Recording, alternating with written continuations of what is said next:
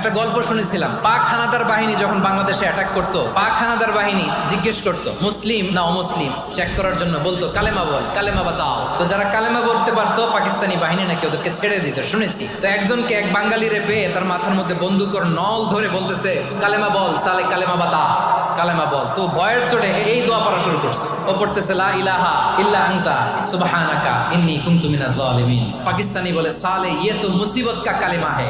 বাঙালি কয় হাম তো ভি মুসিবত মে হ্যাঁ। পাকিস্তানি বলে বেটা কোন দোয়া বললি, এটা তো মুসিবতের কালেমা। কয় আমিও তো মুসিবতে আছি, আমার মাথার মধ্যে বন্দুক ধরে তুমি আমার কালেমা জিজ্ঞেস করো, এখন কোনটা কালিমা আর কোনটা কি? তো আমার হুশ আছে নাকি?